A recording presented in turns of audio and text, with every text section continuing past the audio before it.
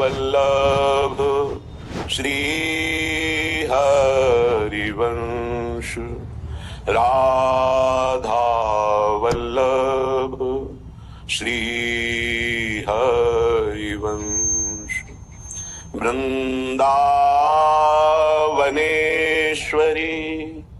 तवैव पदारविन्दम् प्रेमामृतैकमकरन्द रसौघपूर्णम् हृद्यर्पितं मधुपते स्मरतापमुग्रम् निर्वापयत् परमो शीतलमाश्रयामि परम शीतलमाश्रयामि। प्यारी तेरो बदन चंद्र देखे, प्यारी तेरो बदन चंद्र देखे, मेरे हृदय सरोवर ते कमोदिनी फूली, मेरे हृदय सरोवर ते कमोदिनी फूली। मन के मनोरथ तरंग अपार सौंदर्यता तहाँ गति भूली, अपार सौंदर्यता तहाँ गति भूली। मेरे मन के मनोरथ तरंग अपार सौंदर्यता तहाँ गति भूली। प्यारी तेरे बदन चंद्र देखे, मेरे हृदय सरोवर में कमोदिनी फूली।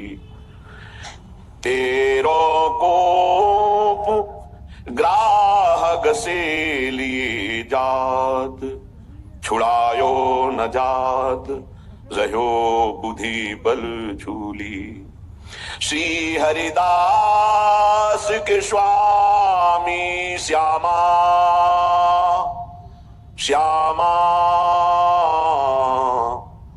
स्वामी श्यामा, श्री हरिदास के स्वामी श्यामा चरण बसी सो गई, काढ़ी रहे लपटाई गही भुज मूली। श्यामा चरण बसी सो गही, काढ़ी रहे लपटाई गही भुज मूली। प्यारी तेरो बदन चंद्र देखे, मेरे हृदय सरोवर दे कमोदिनी फूली। करुणा समुद्र आराध्य देव की कृपा से चित्त वृत्ति का निरंतर इष्टाकार रहना, यही उपासना की परिपक्व अवस्था है। अपने इष्ट के सिवा कुछ भी स्फुरण ना रह जाना, ये सिद्ध स्थिति कही जाती है। और ये कृपा और अभ्यास दोनों, अर्थात कृपा और पुरुषार्थ, जो हमें आध्यात्मिक शक्ति मिली है, उसके द्वारा मन को बार बार इष्ट से विमुख जो गति है उससे हटाकर अपने इष्ट में लगाना, इसे परम पुरुषार्थ अभ्यास योग कहते हैं। इसी अभ्यास से सिद्धि प्राप्त होती है। सिद्धि का अर्थात इष्टाकार निरंतर वृत्ति बनी रहना। इष्टाकार वृत्ति परमानंद का अनुभव कराती है। बस इसमें बहुत घातक एक वृत्ति है। जब उपासक अपने भजन को अपना पुरुषार्थ केवल मान लेता है तो दूसरों पर वो दोष दर्शन करने लगता है। ये निज अनुभव, यह कहूं खगेशा, ये निज अनुभव की बात कहता हूं कि हृदय में बहुत सूक्ष्म अहंकार रहता है, बहुत सूक्ष्म रहता है। जब वो अहंकार होता है तो दूसरों पर दोष दर्शन करता है। जे भी दोष दर्शन करता है तो इष्टाकार वृत्ति बाधित हो जाती है। और वो जैसे मछली छटपटाए ऐसे छटपटाता है। फिर जब इष्ट से प्रार्थना होती है, मुझे ढूंढने से नहीं मिल रहा, क्या अपराध है, आप कृपा करके बताओ, तो तत्काल वही सीन, वही सामने संत भगवान, वही बात, फिर लगा, अरे ये तो हमारे अंदर ही नहीं था कि हम अपराध कर रहे हैं। बाद में करोड़ों बार उनके चरणों की वंदना, नहीं प्रभु हमसे भूल हो गई, कहीं ना कहीं गुणाभिमान आप पर दोष देख लिया, नाथ क्षमा करो। तब पुनः बिना प्रयास के इष्टाकार वृत्ति फिर जागृत हो जाती है। बहुत सूक्ष्म विषय है। बड़े बड़े महापुरुषों की लीलाएं रुक गई, इसलिए एक बात जीवन में ध्यान रहे, जो हम लोग अपने इष्ट के सिवा कुछ भी स्फुरण ना रह जाना, ये सिद्ध स्थिति कही जाती है। और ये कृपा और अभ्यास दोनों, अर्थात कृपा और पुरुषार्थ, जो हमें आध्यात्मिक शक्ति मिली है, उसके द्वारा मन को बार बार इष्ट से विमुख जो गति है उससे हटाकर अपने इष्ट में लगाना, इसे परम पुरुषार्थ अभ्यास योग कहते हैं। इसी अभ्यास से सिद्धि प्राप्त होती है। सिद्धि का अर्थात इष्टाकार निरंतर वृत्ति बनी रहना। इष्टाकार वृत्ति परमानंद का अनुभव कराती है। बस इसमें बहुत घातक एक वृत्ति है। जब उपासक अपने भजन को अपना पुरुषार्थ केवल मान लेता है तो दूसरों पर वो दोष दर्शन करने लगता है। ये निज अनुभव, यह कहूं खगेशा, ये निज अनुभव की बात कहता हूं कि हृदय में बहुत सूक्ष्म अहंकार रहता है, बहुत सूक्ष्म रहता है। जब वो अहंकार होता है तो दूसरों पर दोष दर्शन करता है। जे भी दोष दर्शन करता है तो इष्टाकार वृत्ति बाधित हो जाती है। और वो जैसे मछली छटपटाए ऐसे छटपटाता है। फिर जब इष्ट से प्रार्थना होती है, मुझे ढूंढने से नहीं मिल रहा, क्या अपराध है, आप कृपा करके बताओ, तो तत्काल वही सीन, वही सामने संत भगवान, वही बात, फिर लगा, अरे ये तो हमारे अंदर ही नहीं था कि हम अपराध कर रहे हैं। बाद में करोड़ों बार उनके चरणों की वंदना, नहीं प्रभु हमसे भूल हो गई, कहीं ना कहीं गुणाभिमान आप पर दोष देख लिया, नाथ क्षमा करो। तब पुनः बिना प्रयास के इष्टाकार वृत्ति फिर जागृत हो जाती है। बहुत सूक्ष्म विषय है। बड़े बड़े महापुरुषों की लीलाएं रुक गई, इसलिए एक बात जीवन में ध्यान रहे, जो हम लोग विनोद में भी ऐसे शब्दों का उच्चारण कर देते हैं जो हमें पता नहीं लगता, और वाणी का अपराध हृदय के भजन को रोक देता है। केवल इतनी बात, ये कोई रहनी है, ये कोई बोलने का तरीका है, ऐसे बोला जाता है, बस पता नहीं चला कि हमारे द्वारा अपराध बन गया। बड़ी सावधान वृत्ति, इष्टाकार वृत्ति में अंतर पर खोजने से नहीं मिल रही थी। वो वृत्ति कहां गई? हृदय मछली की तरह तड़पता है, कहां गई वो वृत्ति?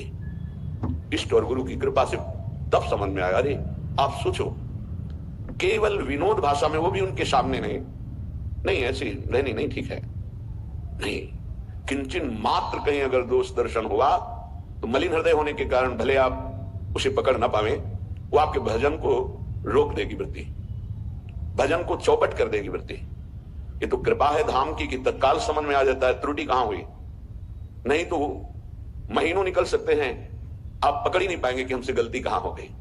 इसलिए श्रीपाद कह रहे हैं, असह्य बहु दुर्वचो यदि वदन्ति साक्षात स्त्रियों। कोई हमको दुर्वचन कहे, गाली दे, दोषारोपण करे, तो भी हमें दोषारोपण नहीं करना। ये आप तब तक नहीं समझेंगे जब तक आपका भजन निरंतर नहीं चल रहा।